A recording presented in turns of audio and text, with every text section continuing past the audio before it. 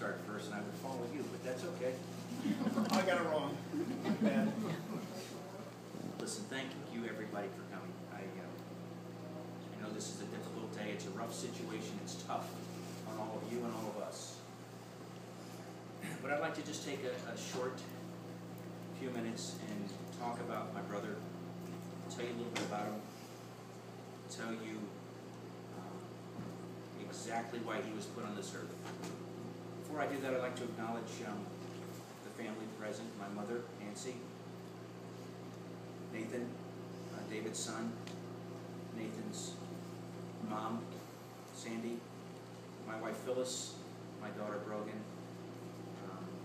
Nathan and Sandy drove or flew 800 miles to be here, so I think they're probably the furthest to come.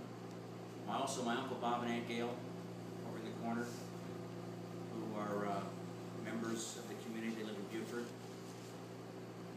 And my sister Patty, who's not here, she's up in New Jersey with her 4 boys.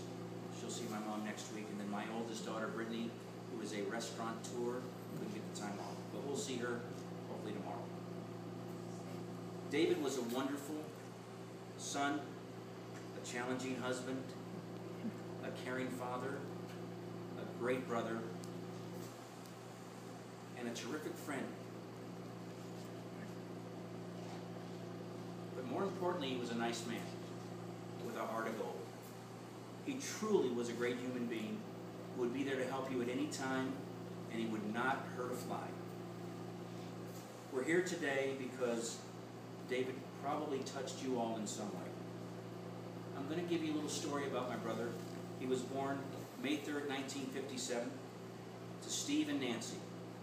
Steve and Nancy, you'll hear that a lot. In Gainesville, Georgia, so he is a southern boy, if that makes you feel better. He had a happy childhood. He was really a normal kid. When he was 6, my mom and dad, who happened to work for the same company for over 40 years, think about that. They went to work together every day for 40 years. And that's unheard of for the same company. They moved from Gainesville, Georgia to Kendallville, Indiana. The world takes what Kendallville makes they had a Kraft caramel and marshmallow factory. So if you lived there, you got to smell caramel all the time. It was really nice. David adjusted fast to Indiana, making new friends. I mean, he was a friendly kid. He loved to fish in the summer, and he loved to ice skate and sled in the winter, and he also got into a lot of mischief, and yes, he got in a lot of trouble. Let's be honest, David got in a lot of trouble, Mom. More than the rest of us. He was always on the edge. I know, Uncle Bob, you know the stories. He was constantly being eyeballed by my dad, who we called Big Steve, and if you look at the pictures, you'll see my dad. Ironically, my Uncle Dick, my Uncle Bob's youngest brother, found Hilton Head in 1961 or 62. They lived in Atlanta. And my grandfather would take a house on Hilton Head for a month or two and bring all the families down. And we've been coming down here for over 50 years. And whether it was Hilton Head or Fripp Island, David especially loved it down here. Funny story. One of the houses my grandfather rented in Hilton Head had a set of stairs that went up into the second floor, and the stairs were open so you could put your hand through them. I'm not interested, David. I think he was about 6 years old. He decided to stick his head between the stairs. Oh yeah, I'm not kidding you. Oh, he did. Yeah, and they got stuck. And those big ears of his, and if you look at the pictures, you'll see, he was stuck for a couple hours. I mean, Vaseline, soap, you name it. So this kid is cockeyed in the stairs like this, crying, and everybody, especially myself, was just laughing. And I did that a lot to David, but, he got out. I mean, we had to pry the stairs open with a crowbar, and finally got his head out. And, it wasn't his fault. I mean, he was just, had to put his head somewhere. But while we were on those vacations, Big Steve got both David and me into golf, and we played a lot on our family vacations. And as usual, David lost a lot of balls, and he hated to see money go down the drain. So one day, unbeknownst to the family, he snuck off like he normally did and got himself some water fins and a snorkel. And I'm not kidding you, he came back with over 1,000 golf balls, some new, some old, some dirty, some clean. And I'll never forget, my dad said, where'd you get those, David? Thinking that he stole them. Well, Dad, I got them in the pond over on the 18th hole. And my dad said, you got them out of the pond? Are you nuts? You could have been killed by an alligator. He goes, oh, I didn't even think about it. And that was David. I mean, he could have been dead, some gator with an arm listening, but he didn't care. Because he knew there was gold in them there ponds and he was going to get it. And he did. He did.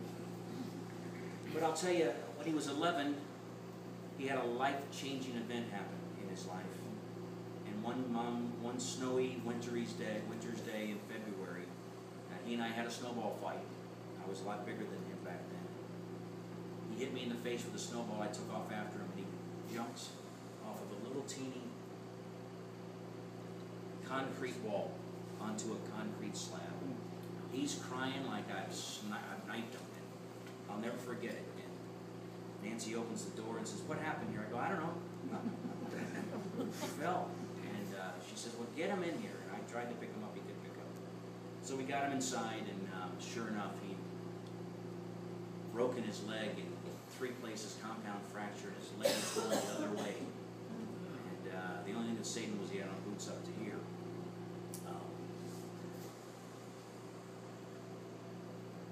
But he was tough as nails. And even though he broke his leg in 3 places, he cried a little bit, but we got him set. And I'll tell you that he had a cast on him from hip to toe for 6 months. Didn't go to school. Stayed at home. The boy could eat. And during that 6 months, he ate a lot. And he gained a lot of weight. And he was short and fat. All right? And when he finally went back to school, I remember we used to call him Piggy Wiggy, me and my friends. Piggy Wiggy, Piggy Wiggy, Piggy Wiggy. Because he called me Wimple, Dimple, Wimple, Pimple, Dolly, Dimple, because I had pimples. My mom sent me to some, what was that? Dermatologist, but I put on that, it's not about me though. So,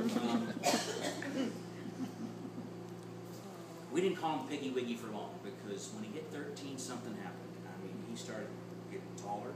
He was 3 inches taller than me, and he started adding muscle and weight. And you can see at the bottom right-hand corner, I mean, he was a big man. He had a 52-inch chest, he had 18-inch biceps, and he could take you down and cut you in half. And he and I had so many fights. And I'll tell you that I won because he didn't hit me, because he knew if he hit me, I wouldn't be here today.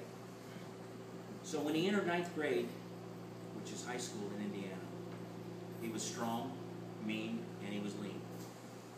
And think about this, at 14, he made the varsity wrestling team. And you're a kid going through puberty at that time, but he was wrestling people 18 years and older.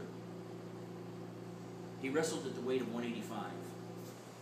And I remember a story my mom and I talked about just the other day, that back in the day, if you were wrestling 185, you had to weigh 185. You couldn't weigh 185 and a half.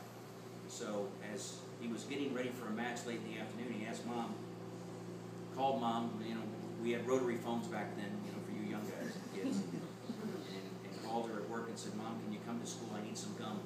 I need to spit. And Mom brought him the gum, and he spit a half a pound out. So I swear to God, I'm not lying to you, he spit a half a pound of water out so that he could wrestle that night. Guess what? He won. As he usually did. He won in everything he did. As a freshman at 14, he made the varsity football team. Never played football. And he was a fullback. And when you gave the boy the ball, he was rough and tough, and he went right through the line, and he punished you. He punished you at 185. You should have seen him when he played at 235. Oh, you didn't get his way. Either offense or defense, and I'll talk about that in a minute. In 1973, Steve and Nancy were transferred again from Indiana to the wonderful state of New Hampshire. If you've never been to New Hampshire, take the time to go, because there's no smog. It's just beautiful. A lot of trees, ocean. So David entered high school there as a new kid on the block and quickly established himself as an all-state athlete. Think about this for a minute.